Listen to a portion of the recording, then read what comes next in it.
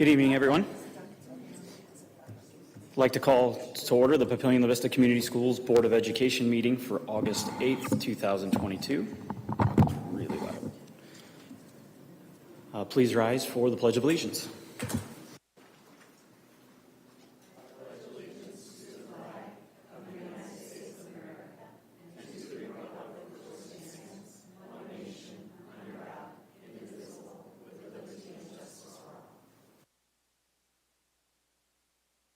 Thank you.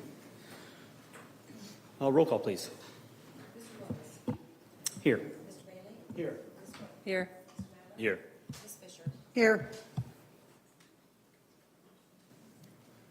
Thank you. And I'll entertain a motion to excuse the absence of Dr. Tapoya. So moved. A motion by Ms. Fisher and a second by Mr. Bailey. Roll call, please. Mr. Bailey? Yes. Ms. Webb? Yes. Mr. McAfee? Yes. Ms. Fisher?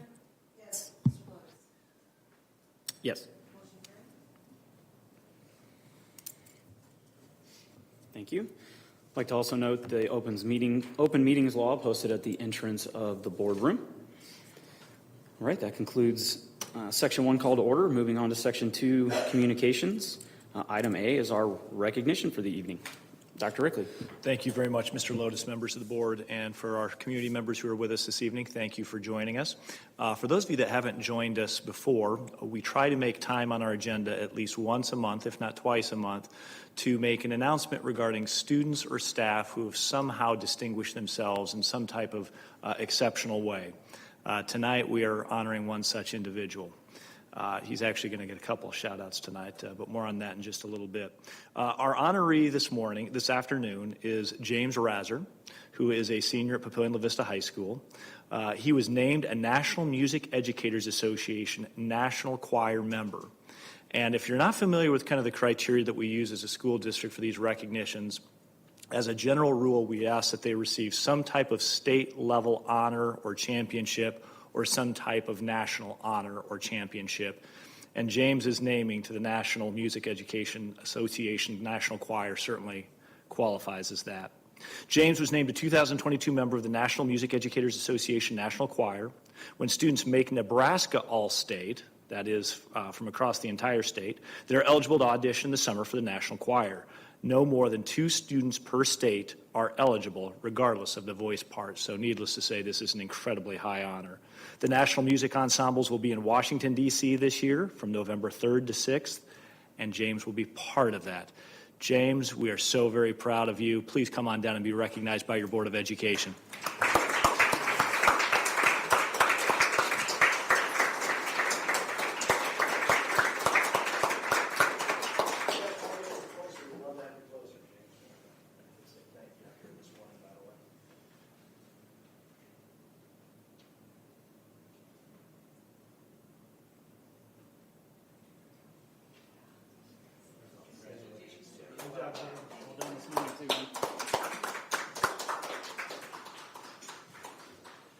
James, we're really excited to see how it goes in our nation's capital in November. Best of luck to you, and hope you have a great start to the school year on Friday. Thank you so much. And with that, Mr. Lotus, I would conclude our recognitions for the evening.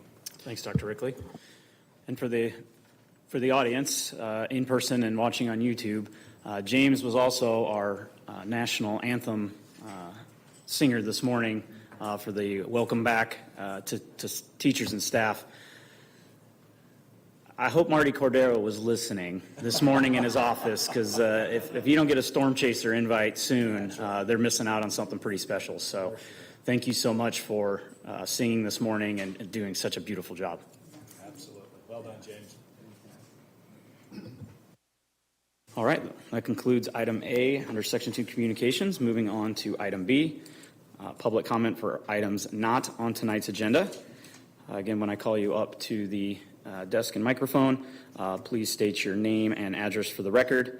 Individuals may not exceed 3 minutes for a total time of individuals who want to speak not to exceed 30 minutes unless a majority of the board votes to approve that time. Ms. Branco's got her timer clock. The first beep comes on at 2 minutes and 15 seconds to give you that kind of 45-second heads up. You're approaching the 3 minutes, and then again the final beeps at 3 minutes. All right. First up for items not on tonight's agenda, Ms. Kristen Baber.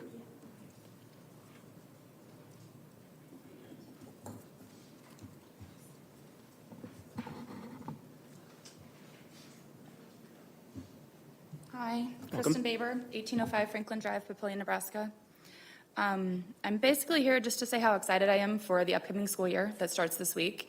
I've got 3 kids that are starting, I have 2 finally at the same school, and 1 that is going to be going to the school for the first time because I pulled her last year. Because last year I did not want her exposed to all of the chaos, and that was my choice. And I'm actually very concerned about what could happen in the first month, 2 weeks, who knows. Those are the kind of things that I'm concerned about as far as the masking.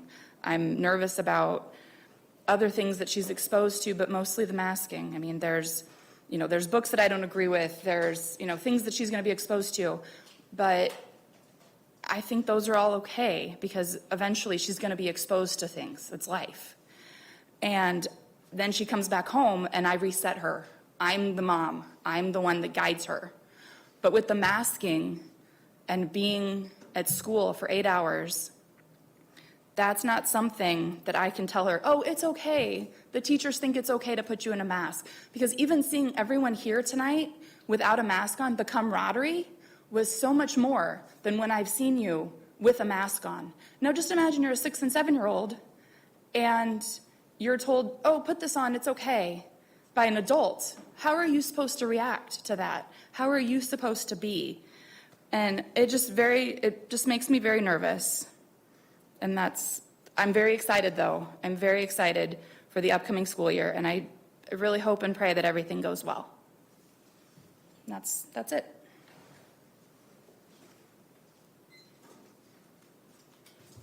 Thank you.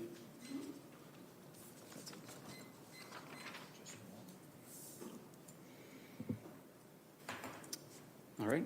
Seeing no further public comment for items not on tonight's agenda, I'll conclude item B under Section 2 Communications.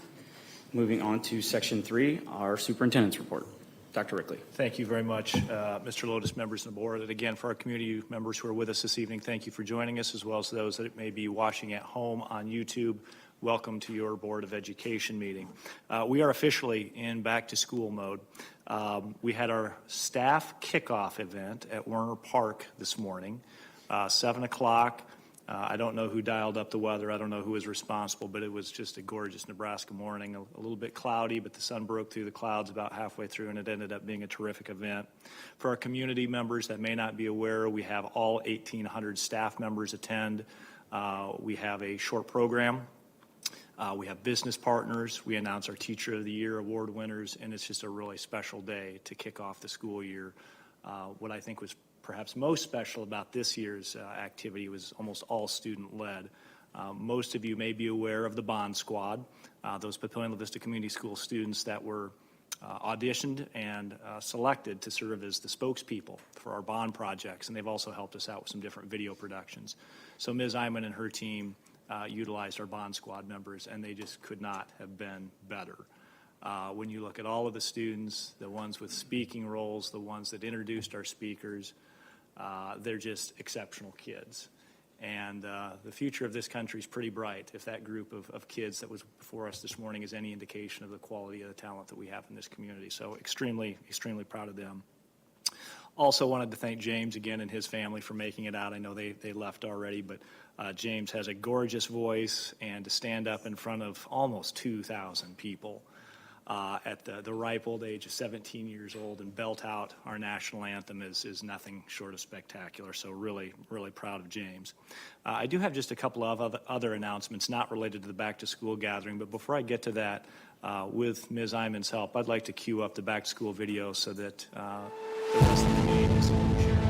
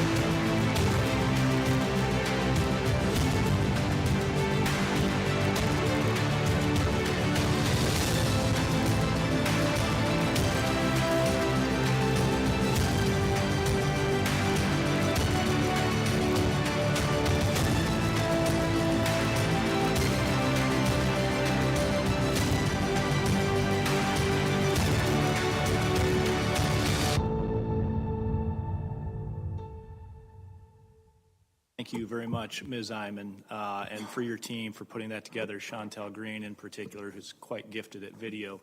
As I was watching that this morning, I was reminded of what a special place this really is. And this is the start of my 10th year as your superintendent. I'm a taxpayer here. I'm a resident here. I'm a parent of 3 kids that go to school here. And I've had the good fortune of living in other states, other communities, and other school districts. And my kids have gotten a great education outside this district. But I can tell you, after being here for the last 10 years, it is bar none the best place I've ever lived, the best place I've ever worked, and it's the best education my kids have ever gotten. And if you've never been outside this district, maybe that's a little bit hard to wrap your head around, but it's true. And I think this morning was just one more example of what makes this such a special place. So thanks again, Ms. Iman, to you and your team for putting that together. Continuing on with a couple other highlights, just wanted to do a shout out for Dr. Settles and her team. We have no unfilled certified positions starting the school year. It's really easy to get caught up in the media attention about, school district A has X number of teaching positions, and across the country, schools are opening their doors, missing so many teachers and paraeducators and drivers and so forth and so on. And I'm certainly not suggesting we don't have staffing challenges. We do. But to start the school year with no unfilled teaching positions, a huge credit to the team and Dr. Settles in particular. You'll be seeing our administrators fan out across the district starting this Thursday and Friday as school starts. Also wanted to remind the board that admin days wrapped up last week, and we had a number of administrators, including myself, do presentations. I served on a panel on the Nebraska Professional Practice Commission. And of course, last but by no means least, the first day of school. So in case you were wondering, for our students who are in grades K, 7, and 9, Thursday is your first day back, and it's a half day. 8th graders and 10th through 12th graders and everyone else will return for a full day on Friday. So get your rest, get a good night's sleep, get a good night's meal, and eat breakfast, and we're off to the races. And with that, Mr. Lotus, I would conclude my superintendent's report. Thank you, Dr. Rickley. All right, moving on to item D under Section 2 Communications. Board comments this evening. Not to try to echo too much, but it was great to attend that welcome back today. James was phenomenal. I went and spoke to him and his family beforehand. I told him that, being a retired military, to hear someone do such justice to the national anthem just warmed my heart. It was great, and he's amazing. It was fun watching the kids. We had a blast. They were phenomenal. Getting up there and speaking like that in front of 2,000 people, especially as young as they were, was pretty amazing. I can't say enough about our staff and everything that they have done over, I think you mentioned it, the past 30 months, and everything they're going to be doing here. So here in the next year. So looking forward to a great year. I think, like you could see it, I think they're excited. I think they're apprehensive, but I think they're excited about getting here. So huge congrats to all of our teachers of the year. I have to give a special shout out to Ray Keller. As a secondary teacher of the year, we've been friends with their family now for, maybe 15 years or something like that. So to see him win that it was great. Great way to start my day off. Finally, you mentioned something about, how good we've got it here. I have lived in a lot of communities. I grew up in Indiana. I lived in Arizona. I lived in Texas, South Carolina, Ohio, and here twice, and New Jersey, and here twice. And I can tell you that bar none, the schools we have here in the state of Nebraska, but particularly here, there's a reason we chose to retire here and live here, because in a large part because of these schools. So thank you for what you're doing. Thank you for what you guys are doing over there. And a huge thank you to all of our teachers and staff. So looking forward to a great year. I also enjoyed today's event. And I'd like to thank all of the sponsors who contributed to making the event as warming and welcoming as it was. The students were fabulous.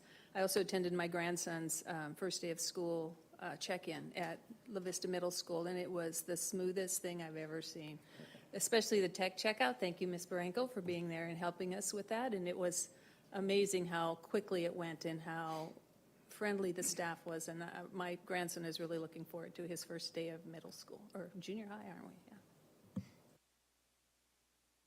I attended this morning as well, and I'm not going to repeat what you all have so eloquently talked about, but I would like to say that watching the staff come in to that stadium, seeing the smiles on their faces, the chance to greet their peers, the hugs, the excitement that they bring, all I could think of was, boy, are our students in for some great stuff this year. That staff, without a doubt, came in excited, smiling, ready to go, and I can't wait to see what the year brings for everybody. There's no doubt we've got some challenges. We're all aware of those after the last couple of years, but I think to see everybody coming in so excited about starting the school year, that's going to bode well for our students and for the staff as they support each other. So that was the thing that I really took away from this morning. I enjoyed this morning as well. I thought the program was great, so thanks to the communications team and the administration for putting that all together. Also want to thank the foundation for the awards. Can you remind what the monetary awards are for people again that they gave out? Thank you, Mr. Madler. So in years past, we've done 4 awards. This year, we added a 5th, thanks to Dr. Settle's leadership and Mr. Denker's leadership. So we have a secondary teacher of the year, that's $5,000. Elementary teacher of the year, $5,000. Rookie, which we define as, I believe, first 3 years, that's $2,500. Classified staff person of the year, I believe that's $5,000. And then the new category we added this year was substitute teacher of the year, which I thought was a really inspired move given how heavily we rely on our substitute teachers, and the foundation agreed that prize was $2,500 as well. The second year, but I think it's so much fun to listen to the nominations that came in for those award winners. And then for the schools, you can tell they get a little competitive that their schools have a winner in one of those categories, and the schools get behind their winners, which is great to see, and then the family comes out surprising them. So I thought it was a great program, so thanks for everyone that put it on. Thanks for the staff, everyone that showed up. Yeah, I thought with a lot of energy. I thought it was, and I didn't get a sunburn this year, which was great. Wife appreciated. So overall, great time. So thanks. Well, I won't repeat what everyone else has said about this morning. It's always a fun event, but I'd like to thank you all, the board, and I know Dr. Tafoya wouldn't have missed it if he was in the country, but a big thanks. It's always a fun day, but we start that day bright and early at 7 o'clock or a little after and do that program. Then you have to do your real jobs or your other duties, and then we're right back here for a meeting that night. It's just the way it always turns out, but I truly appreciate the board and supporting myself for having to get up and speak in front of 2,000 people. But the fun part about that is it's great to have that view, because this year, it's kind of surprising, 3 schools went with green, which was new. So it's just fun to see the pockets of all the different staff and their different colors, and them just being excited and welcoming to all of the speakers. To Marcus's point, G. Stanley Hall's pretty loud when they win. So I'm pretty proud of my alma mater elementary school, and they've got back-to-back winners the last couple of years. So, but with that, again, I had the same experience at Liberty Middle with 7th grade check-in. The staff there welcoming, everything organized, the map, and just in, out, and done. As long as you did your paperwork ahead of time, it was super fast. So thanks to their staff for making that an easy day for me. With that, any other board comments this evening? All right, seeing none, we will conclude item D under section 2 communications. Moving on to item E, our committee reports, building, grounds, and finance. You want to take that one, Marcus, for Dr. T? Dr. Foya was out, but we did meet last Friday. We're going to have a presentation, I think, at the next board meeting regarding our current bond situation, and we'll be getting an update there. And then we continue to work through the budget, and as we get that more finalized, we'll have presentations from Mr. Richards on that. All right, thank you, Mr. Madler. Moving on to human resources and student services. We met on August 2nd. We discussed the 8,000 policies, which are coming up for annual review. As we looked through them, we saw that they need a lot of reorganization due to some redundancy and clarifications that are needed. And so we are going to be working on those, and we'll open that for discussion later this year. Also, I'd like to welcome all teachers back, and I'm grateful that all positions are filled, but please notice that we have some yard signs asking for staff, and I invite anyone looking for a rewarding job that the district is looking for people to make a difference. Nothing is more fulfilling, in my opinion, than working with educators in the service of our students. So call HR if you're looking for a job. Thank you. Thank you, Ms. Witt. And last but not least, curriculum and Americanism. We have not met since the last meeting. Thank you, Ms. Fisher. All right, that concludes Section 2, Communications. Moving on to Section 3, Action Items. Item A, our action by consent. Motion to approve. Second. All right, I have a motion by Ms. Witt and a second by Mr. Madler. Roll call, please. Yes. Yes. Ms. Fisher? Yes. Yes. Yes. Thank you. Moving on to item B, our board meeting minutes of July 25th, 2022. I make a motion to approve the board meeting minutes of July 25th, 2022 as written. A motion by Mr. Bailey and a second by Mr. Madler. Roll call, please. Yes. Ms. Fisher? Yes. Yes. Yes. Yes. All right, moving on to our final item under Section 3 action items, our MOU with Sarpy County Sheriff's Office for emergency camera access. Dr. Steele.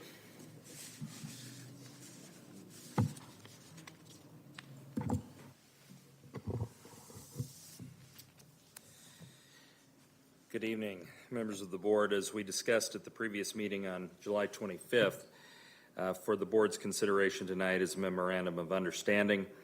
This MOU would allow the Sarpy County Sheriff and other local law enforcement agencies as needed to access live streaming school security camera footage in the event of a major disaster, with major disaster defined as an event having the potential to result in significant loss of life or property. Are there any questions regarding this MOU?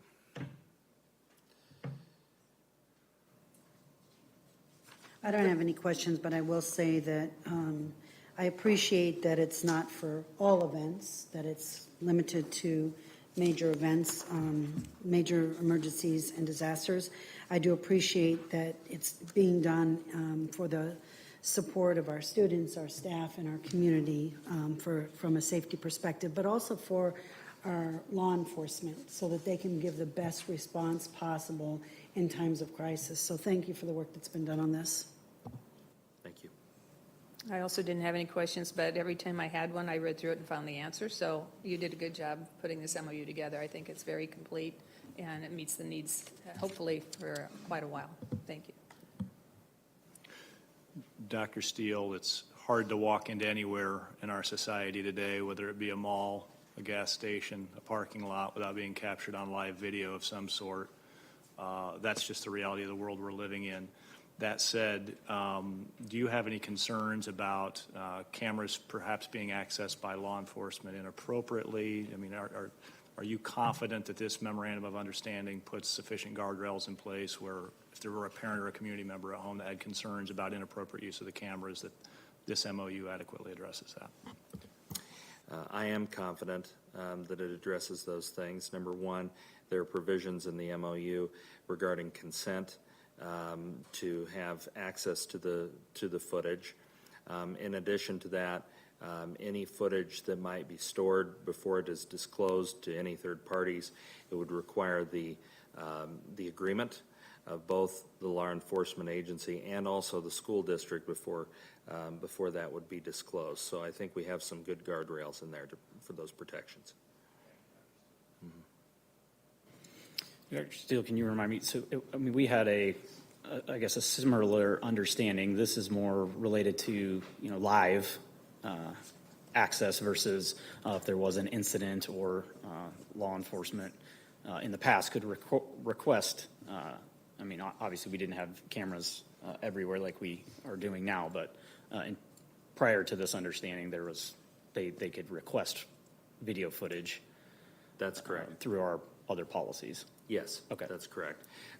There are similar provisions in policies we already have in place. But this would allow the live streaming aspect. Great, thank you. Just like to remind the board that this is the first time in the district's history that we've had comprehensive coverage of all of our buildings. That's a huge feather in the cap for our Ms. Siri, Lucas Bingham in our technology department, Brett Richards. This is a huge step forward in making sure that our staff and students have the safety and the monitoring in place that they need, that unfortunately is required in the world that we're living in. So thank you, Dr. Steele, for your work to make sure that we have some safeguards in place. Thank you. And I'll make the motion to approve the MOU with the Sarpy County Sheriff's Office for emergency camera access as presented. Second. Okay, I have a motion by Mr. Madler and a second by Ms. Fisher. Any further board comments, questions, discussion regarding this agenda item? Okay. We do have a couple public comments regarding this agenda item. So before we move to a roll call, we will hear from our public comment.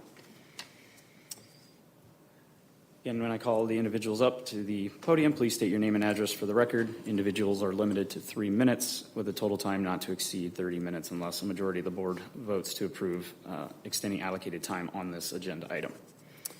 First up for public comment for items on tonight's agenda, Ms. Brittany Holtmeyer.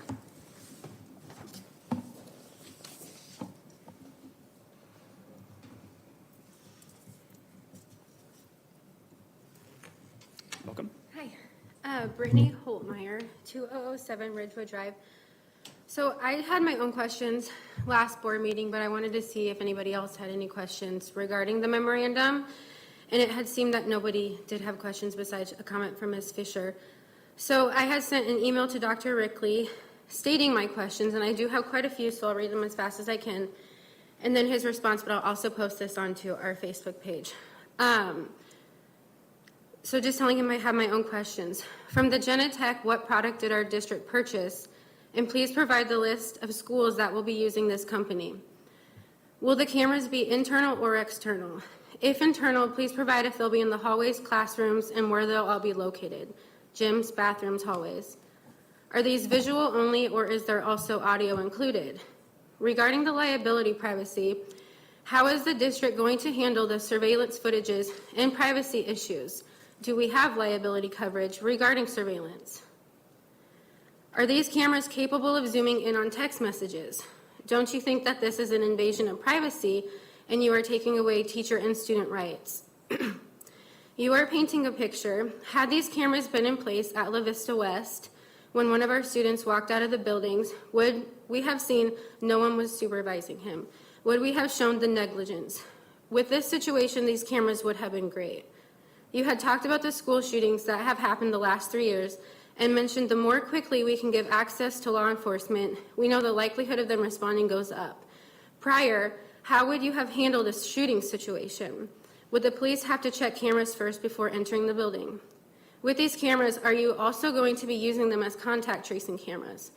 From doing research on the Genetech brand, they are capable of doing so. How would these differ from the previous cameras that you were installing? How will the camera expenditures be coded on the annual financial report?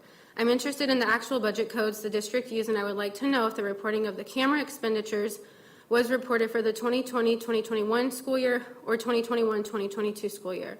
I'm looking forward to your response. Then I received an email, Ms. Holtmeyer, thank you for contacting me. You've posed several questions in your email, most of which are probably best answered through a conversation rather than trading emails. The primary purpose of the camera is to provide safety for our students, staff, and community members who visit our schools. The cameras will be installed at both interior and exterior locations, with the bulk of cameras being located inside our schools. Since our schools vary by size, layout, grade configuration, however, each application will be tailored to meet the building's unique needs. If you'd like to discuss further, please feel free to give us a call. Thanks, Andy. I do not want to have a phone call. I want to have either a conversation right here regarding my questions that I had asked you, or I would like to have this on an email for documentation. So I am open to having a conversation.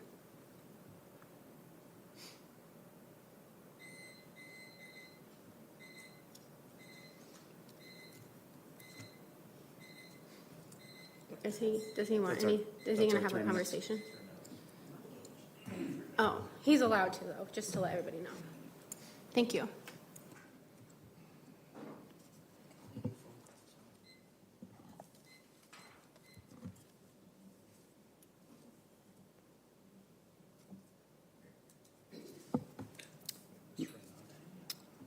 Next up for public comment on agenda item C is Ms. Lorene Renante.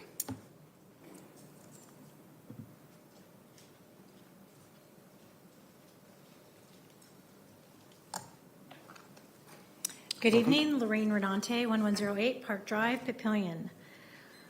I've got a bunch of questions on this MOU. First of all, I know you all will approve this because it is ESSER 3 fund money, which is the granddaddy of them all. It comes with so many strings attached. It would be great if you just sent the money back to the federal government like the cross-country or cross-county community schools did in Stromberg, Nebraska.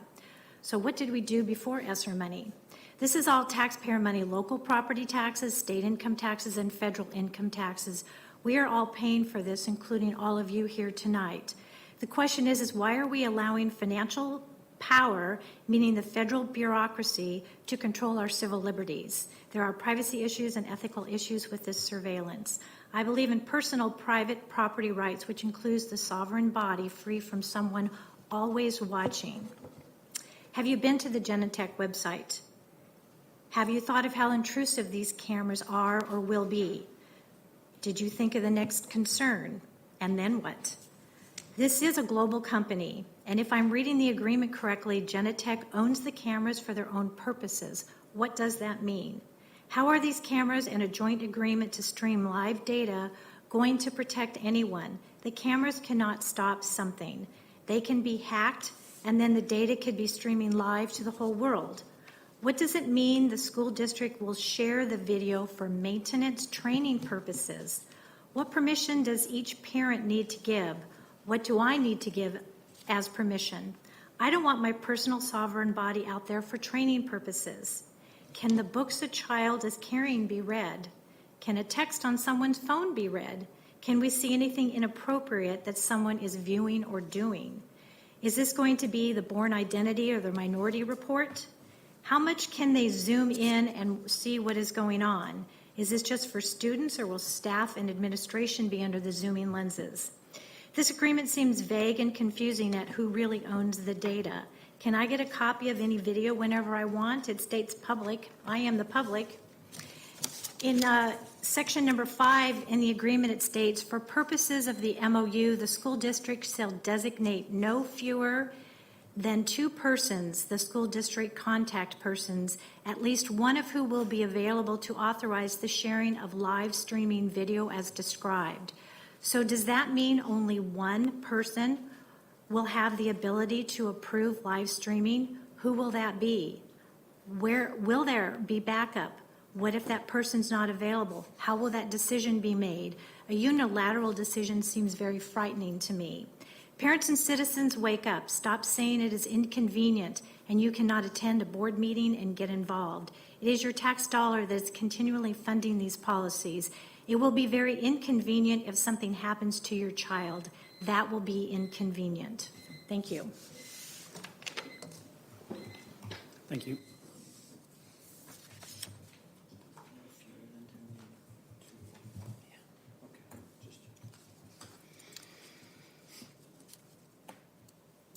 All right, seeing no further public comment regarding item C. Roll call, please. Yes. Yes. Yes. Yes. Yes. Thank you. That concludes Section 3 action items. Moving on to Section 4, our discussion and information items this evening. Item A is our public records request. Ms. Hyman? Welcome, Ms. Island.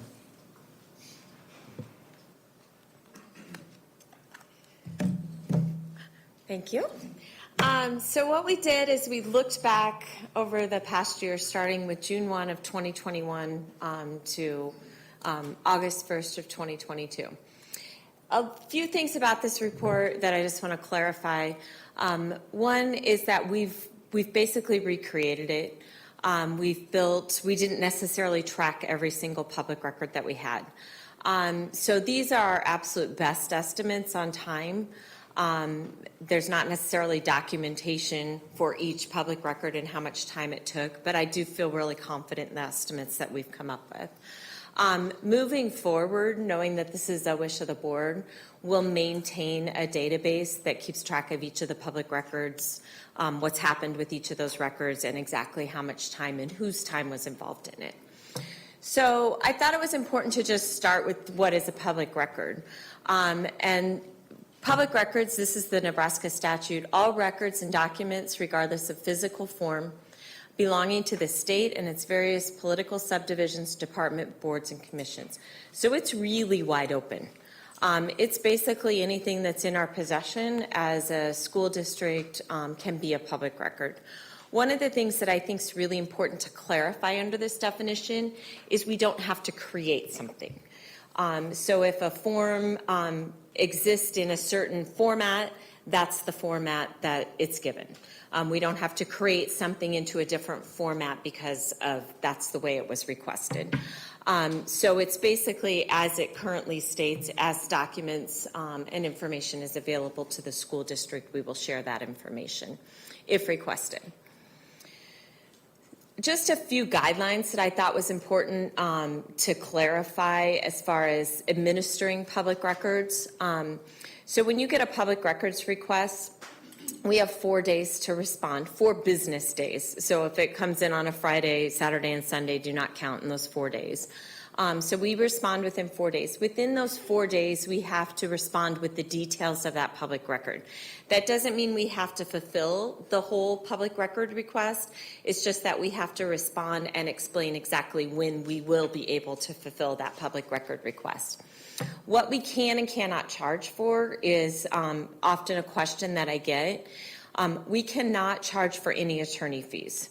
And I would say we do a pretty good job in our district of managing most of the public records without consulting the attorneys, but when we do consult the attorneys, we cannot charge for those fees. We can't assess those to the individual that's making the request. And we also cannot charge for the first 4 hours that it takes to fulfill that request. Anything over 4 hours, except for the attorney fees, is something that we charge back. As a school district, we have that practice. Now, I will say we've gotten better over the past year because we've had so many. Sometimes trying to calculate how much time it's going to take to fulfill a public record, has there been some that we haven't charged for that have ended up being 5 or 5.5 or 6 hours? Yes, absolutely. And then when we do charge, it's important to say we always do a best guess estimate, and we're usually pretty close. But then the final invoice is the actual charges. If we're over the estimate, we do not upcharge the individual. If we're under the estimate, we do decrease their amount, so they're actually paying for the actual time that it costs to fulfill that. So what did we find over this past year as we looked back? We had 63 requests over this past year. They came from 35 different people. Our attorney fees, and I'm very confident in this number because it came straight off the attorney bills. Our attorney's been great. They actually break out on their bills those items that they bill us in relation to public records responses. And those would include both our consultation with them if we have questions about what is a public record, what exactly we should be giving them, what we can and cannot give them. And they also include any correspondence they've had. We've had some public records that have been filed with the Attorney General. Maybe they didn't like what our response was or the dollar amount that we charged them. And so then our attorneys always get involved in those. So that would also be included in that $14,000. So the $14,000 is just what the attorney has billed the school district in relation to their response to current public records request in this past year. We have billed for 8 staff hours and been paid $205. Of those 63 requests, we've collected $205. We estimate, and again, I say estimate, but I really do think it's a good faith estimate, that there's 89.25 hours of staff time that was not billable. And what do I mean by that? I mean it was less than the 4 hours. So maybe we were right at 4 hours, or it was 3.5 hours. A lot of them, we get a lot of requests for like staff directories and information about employees. I mean, those take 30 minutes. To respond to and to send the link of where they can find the staff directory. So there's anywhere from 30 minutes to all the way up to the 4 hours that we cannot bill for. So I would estimate those 63 requests that we've had have taken an estimated 89.25 hours of staff time. Whose time is that? You can see all of these individuals, as I looked back over this past year, all of these individuals have had their hands in different public records requests. It really just depends upon what specifically they are asking for. The majority of them, of course, are handled through the communications office, and then I would say Lucas has probably got his hands in as many as I have as well. His time probably actually, when there is a public record request, because of the data requests and the amount of reports and things he has to do, it really is cumbersome on our technology team to fulfill these. But then you'll see our student services department, our superintendents have been involved, our accounting people, there's been some financial requests, our accounting people here in the central office have been involved in some of those. We just recently had one about Swiss data, behavior data for our students. That our Director of Special Services put several hours of time into compiling that information. So it's really spread out throughout the central office. The majority would be technology and communications, but it really depends upon what the specific request is. And that is the summary of where we are today. Questions that maybe I can answer? I just have a quick question because I'm not sure. You said there were 63 we talked about over the past 2 years, but then you said the past year. Is the 63 the 2 years combined? It was a little bit over a year. Okay. It wasn't quite 2 years. Okay, so so it not was quite. from June. We really started in June. We had a huge influx of them last summer, and those were included. And in fact, honestly, the reason we started then is because we had a spreadsheet where we kept track. Because I think we got 24 requests that matched each other. They were all the same requests. So we had those already in the spreadsheet. So that's kind of where we started it. So we started it in June 1st of 2021, and we went all the way through this August. So it was a little over a year and 2 months. So I appreciate the information. As a board member who's been on the board for a long time, in all my past service on the board, we seldom ever saw a public records request, and we've seen a lot of them over this past time. And I think this is great education for the board, for the public, for everyone to understand the public records requests, how they're managed when they come in, what we can bill for, what we can't, and what the cost of those may be to the district. So I appreciate the information. I think it brings a light to something that is new for the board over this past year and a half or so that we hadn't seen before. So thank you for giving us that summary. It has helped for me to really understand the actual cost to include resource allocations assigned to these public records requests and exactly who those resources are. So thank you for the information. Absolutely. One thing that I would just clarify really quick, the items that are included in here are the formal public records requests. We get a lot of requests, emails, can you tell me this, or where is this, or can I find this? And we just respond to all those. Those are not included. Same way with the media.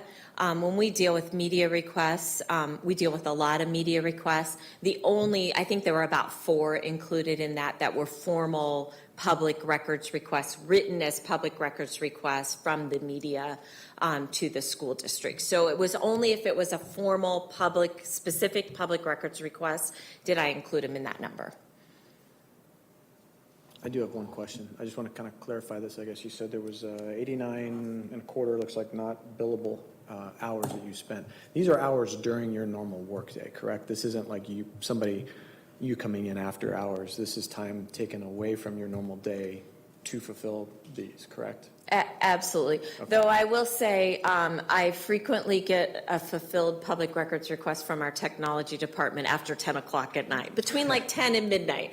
So if you define that as Lucas's regular work hours, which his boss might, yes, it would be during the regular work hours. Yeah, well, he's younger like my kids, so I think they work at a different time than we do. But yes, okay, Yes. Thank you, I appreciate that. We want the public to know that there is no way that bringing this information up is any way trying to stop them from making those public records requests. It's statutorily their right to do so, and we would never ask them not to. Just hopefully that they're made in a good faith reason to improve the district and make sure that we're doing what we're supposed to do. It's a drain on staff time, obviously, 89 hours, that's 90 hours, and over a year of things that you could be doing otherwise, so it does take some time. We see a budget impact of $14,000, which may have been more or less depending if we got to the stuff the year before, but that's something we can't budget for. It's something that doesn't appear in our consent agenda because it's a cost that just, well, maybe the attorney fees do, but your productivity does not show there. So I'm wondering if we could just ask, I know you're keeping a spreadsheet, that's a good idea, so that we can come back and look and see what's happening. But maybe just ask the superintendent once a month, say we got 2 public records requests, what they were for, and who made them, because this is public information in and of itself, and I think we should know that so we know what the impact's going to be on our staff time. Thank you. Absolutely. Thanks for doing that. I know it was a lot of work, and I appreciate the information. No problem. I just have one more thing so that the public will understand. What budget do the attorney fees for this particular for our public records request, what budget does that hit? You know, Mr. Richards, I'm going to turn to you. Like, when we get an attorney bill, like, I go through and sign off on all of those that include the public records that were conversations that I had with Karen, but I'm not sure exactly where they're coded. Are they all coded under the board? Yeah, they would be under our legal fees budget line item, the 14,000 some. No, I think, Sue Ann, you hit a great point about the transparency thing. I think, we want to be transparent, and you're absolutely right. And I think when I think about the media and all the massive requests we fill, whether they're formally written as public records or not, that's all an effort to be transparent. So I think that's a great point. I would totally agree with that.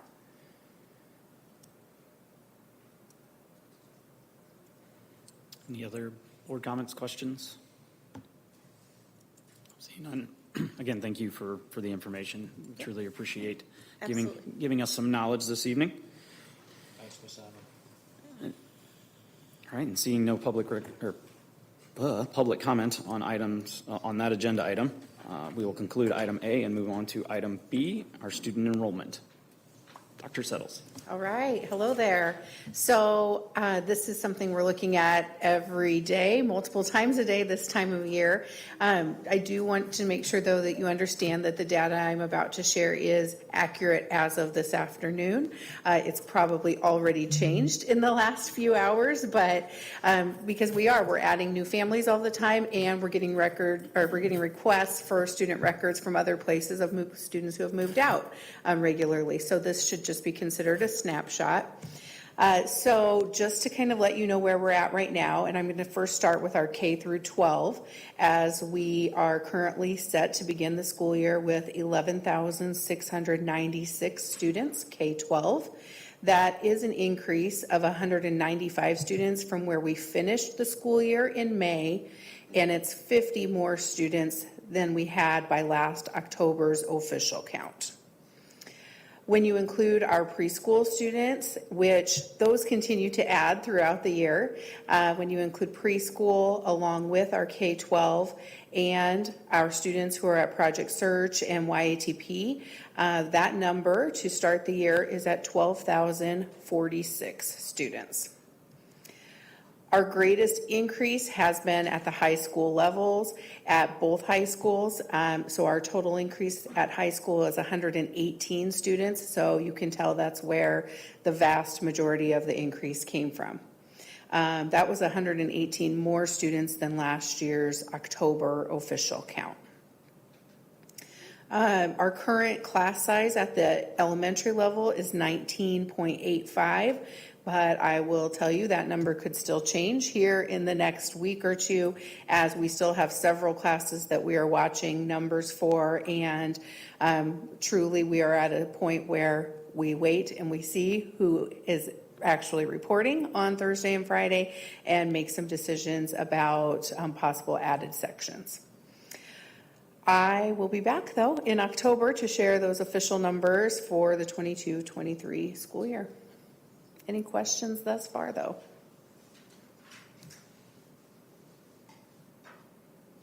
Thank you, Dr. Settles. I just wanted to, a couple of things occurred to me as you were speaking. One, it's good to see that our enrollment is bouncing back. Most public school districts across the country were stagnant, or in many cases, their enrollment went down during the pandemic. Parents were pulling their children, they were homeschooling them, they were sending them to private schools, parochial schools. So for us to go down was very common with what we saw across the state and across the country. The question, of course, on everybody's mind is, once the pandemic was largely over, would the kids come back? And that's exactly what we're seeing, so that's a really positive sign. The other thing, though, that we want to keep a close eye on is our RSP enrollment and growth study that Mr. Richards commissioned just last spring, which gave us both some short-term and longer-term benchmarks in terms of where our enrollment was likely to continue to grow. So it'll be kind of fun to see how closely they pegged our enrollment compared to what we're seeing in actual numbers. Most of the growth, according to RSP, was going to occur at the elementary level the next 5 years, with modest growth at the middle school and in middle school and the high school. So we'll be watching those numbers very carefully to see how they align. So great job, Dr. Settles. Nope, and thank you for watching those classes that are creeping up kind of above our comfortable limit. I know that the parents and especially the staff appreciate that as well. So we'll see what the next few days, what they bring. For the folks out there, they tend to yin and yang. You start with a number and you think, well, we got to have 3 sections, and then next thing you know, folks are moving out and moving into a different neighborhood, and then it shifts and things shift around. So appreciate HR and the administrators in those buildings for getting everything settled for an exciting start to school on Thursday. All right, thank you. Any other comments, questions? Nope, seeing none, seeing no public comment on student enrollment, we will conclude item B and move on to our final item under section 4, discussion and information items, our student teacher recommendations. Back to you, Dr. Settles. All right, so this is something that our HR and Student Services Subcommittee began talking about last October and agreed that we wanted to do some exploring of this along with our MOEC colleagues. MOEC being our Metro Omaha Education Consortium, our HR task force, part of MOEC. So we began some discussion on that, and just to kind of give you an idea as far as where other school districts are at this moment in time, some districts have decided to do nothing at all in this area, all the way to our OPS friends who are providing a $9,000 paid internship. So we've spent some time on this and decided we really wanted to delve into it to make a recommendation to all of you. We did some research, and I'll share a little bit about that. Some of that included surveying our spring of 2022 student teachers, and we got some mixed data from them. Many said they would still continue to choose the school district with or without a stipend, but then many others said, you know, I could be swayed by that stipend because obviously it's very hard to have a job while you're student teaching, and there are still living expenses and tuition to be paid, unlike a lot of other areas of careers that you can go out and get a paid internship in. We also visited with some current teachers. Those included Dr. Rickley's Certified Superintendent Advisory Group, our PLEA leadership in our monthly meeting, and several who are here today. Our leadership cohort, teacher leaders that are a part of our leadership cohort as well. And there was wide support for incorporating paid internships from these groups. And I thought that really said a lot about how much our current staff really cares about this profession and cares about recruiting dynamic student teachers who will eventually become their colleagues. We also explored the alignment with this, with our strategic plan, and clearly, I don't have to tell you twice that Goal 3, which focuses in on recruitment and retention of a highly qualified staff, directly supports efforts to recruit student teachers and to do everything we can to keep them with us. Particularly, our Grow Your Own efforts show support for engaging with student teachers. And just to give you a couple of numbers in that realm, so in the past 4 years, we've had 70 student teachers who were a part of our Grow Your Own programs, which the majority of came from our education academies at the high schools. So we love it when they come back and student teach with us. We also have in our current group of new hire teachers that we welcomed last week, just that group alone had 23 teachers who were student teachers here. There also are a lot of benefits, right, to someone being a student teacher here, having a whole semester under their belt, learning alongside their peers, learning the different processes, our curriculum, our PLCS way of doing things. So there's a lot of research that shows benefit to that, not only for starting a career, but also for being retention, staying in that same district. So a couple of numbers on our student teachers. So over the last few years, and this is a number that too is always in flux depending on how many student teachers we get. We typically average around 11 colleges and universities each semester that send their students our way, with our big ones being our local colleges here in Nebraska. But over the last 4 years, we've welcomed an average of 60 student teachers each year.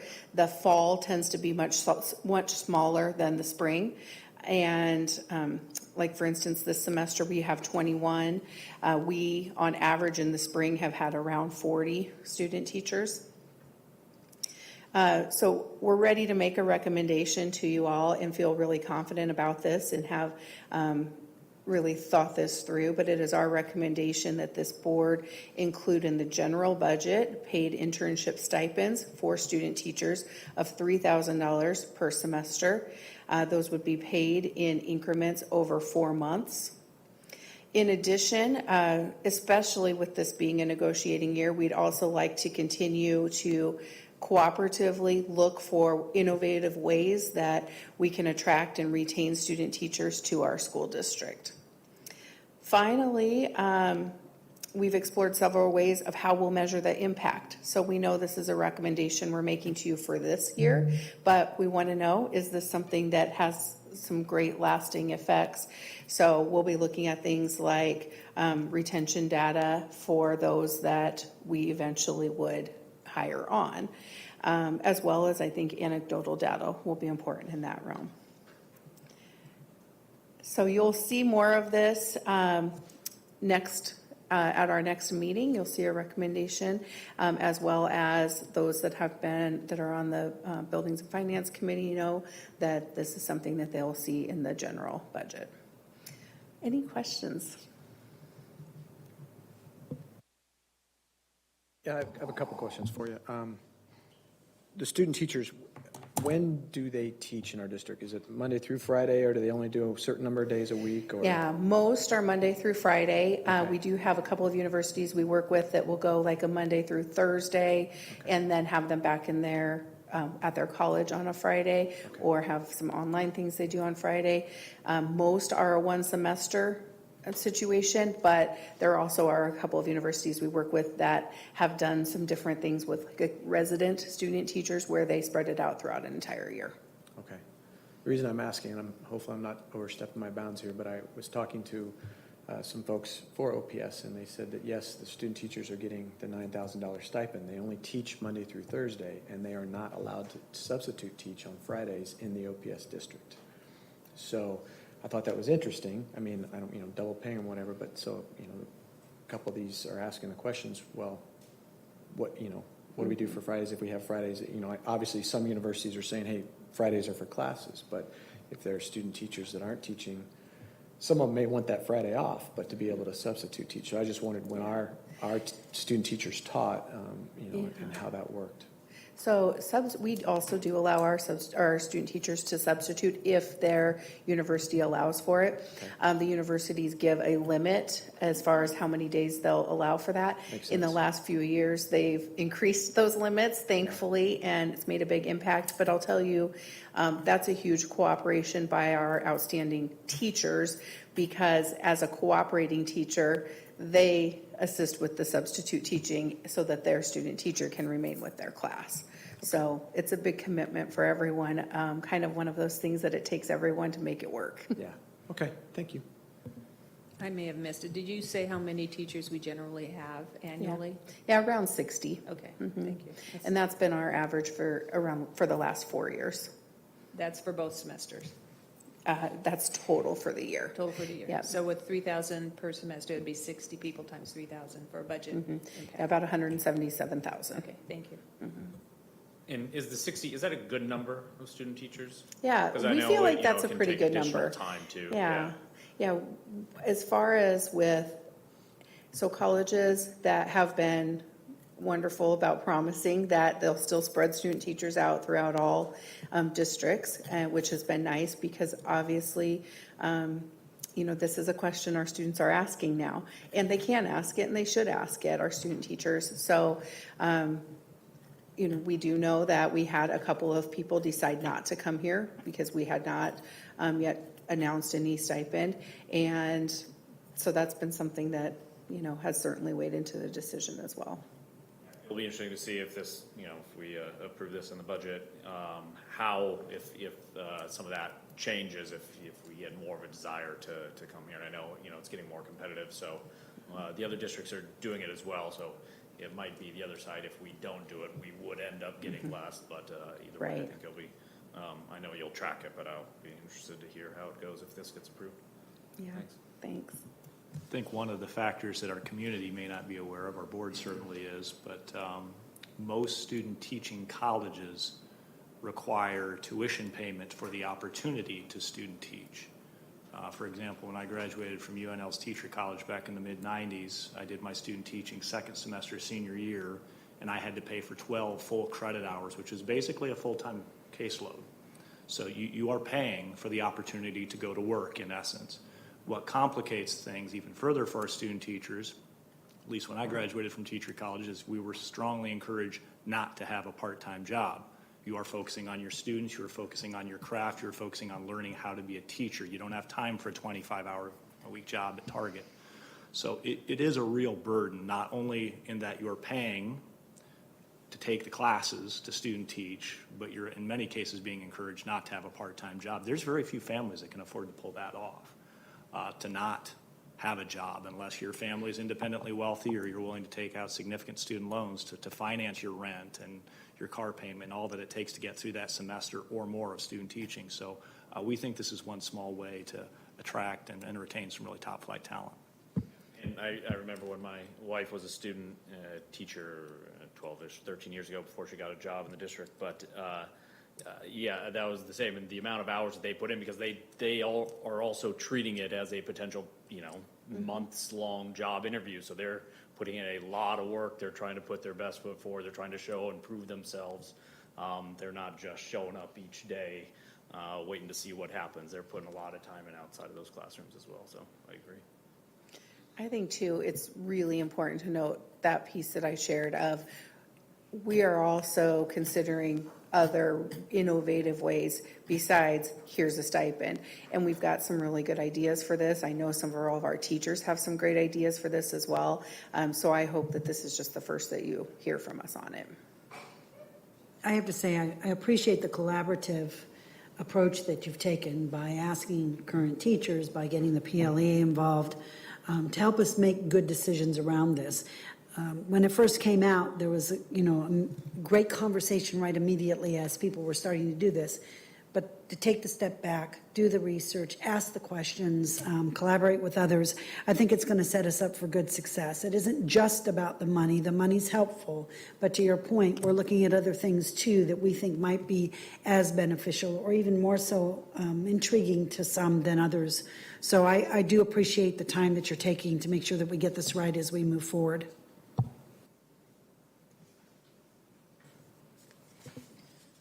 And as the accountant in the room, I appreciate, the thoughtfulness that went in. We can all react to what other districts are doing in the metro area, the state, nationally when it comes to all kinds of different student teacher retention, staff, paras, you name it. But really digging in and getting us data and allowing us to kind of see how is this going to fit with our budget. And then what impact does this have short term, moderate term, and long term? You can throw cash at a lot of problems, but it typically runs out real fast, and it doesn't help you in the long term. So much appreciated from getting Mr. Richards involved and getting a lot of data points from the MOAC folks, just so we know what are other districts doing, what alternatives do we have, and again, as Ms. Fisher stated, trying to be creative. Can we do something different instead of just following what other districts do? So really good work on your team. Look forward to hearing more.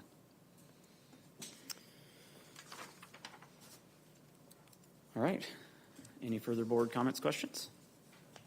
Seeing none, seeing no public comment regarding item C, student teacher recommendations, I will conclude item C and section 4 discussion and information items for the evening. Moving on to section 5, our future board calendar. As noted many times this evening, the first day of school is this Thursday for K through 7 and 9. And then everybody else returns, all students return on Friday, August 12th. Full day, you got it. Full day. All right, August 13th, 2022, this Saturday is our kind of semi-annual board retreat, this time at the La Vista Police Department. Thank you all for providing me with some thoughtful agenda items, things that just need a lot of discussion. Just a reminder to our public, our board retreats are open to the public. However, we are not in a quorum. There is no voting. There is no action taken at a board retreat. It is simply for us to be able to gather in our large group to discuss items for future agenda discussions. And then August 22nd, 2022, the next Board of Education meeting at 6 p.m. here at the central office. Seeing no further business before this board, I will adjourn the Papillion-La Vista Community Schools Board of Education meeting for August 8th, 2022 at 7:09 p.m. Thank you all.